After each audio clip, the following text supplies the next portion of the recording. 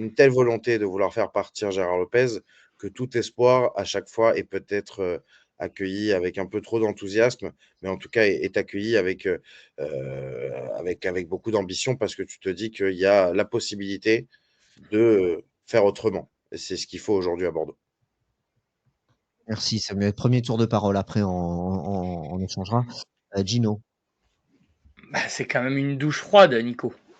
Vous aviez commencé un petit peu déjà dans l'émission de la semaine dernière à cerner un peu les contours d'une offre qui paraissait quand même manquer de pas mal de points et de garanties. Il y avait pas mal de clauses qui pouvaient poser question aussi dans le dossier Oliver Kahn.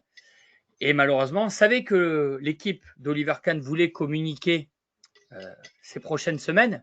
On ne s'attendait pas à ce que ça soit une communication aussi abrupte qui marque directement la fin du projet.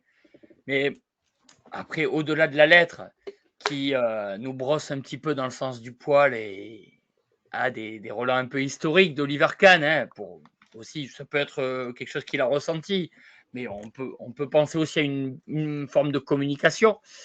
Moi, ce qui m'embête, c'est toujours les principales données qui sont que quand un investisseur veut reprendre le club et qu'il s'aperçoit un peu des bilans qui sont financiers de cette institution, souvent il prend peur. Ça, c'est une réalité quand même, non?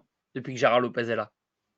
Et donc, il y a vraiment, je ne sais pas si c'est une fatalité, mais c'est à se demander euh, qui peut reprendre ce club. Est-ce qu'il y a quelqu'un qui est vraiment en mesure de le reprendre, en fait, finalement? On en arrive, on a l'impression qu'on arrive au bout, quoi. On arrive presque au bout. Parce que de dossier en dossier, c'est quand même des raisons qui arrivent sur la table. Parce que ce sont des gens, quand même, qui veulent investir des sommes. On ne peut pas dire l'inverse. Ah, il parle de 50 millions d'euros hein, dans sa lettre. Donc, c'est une vraie douche froide. Mm.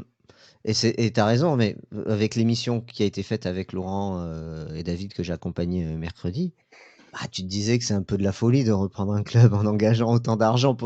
Tu vas pas rembourser 30 000. Tu vas pas mettre 30 millions comme ça là, tout de suite. Là. Tu vas pas payer 30 millions les dettes de quelqu'un d'autre. C'est pas possible. C'est impossible. C'était pas cohérent quoi. Cohérent, oui, bien Finalement, sûr. c'était pas cohérent que ça Et c'est continue. pour ça qu'il y a très peu de dossiers qui se bousculent depuis, voire aucun quasi.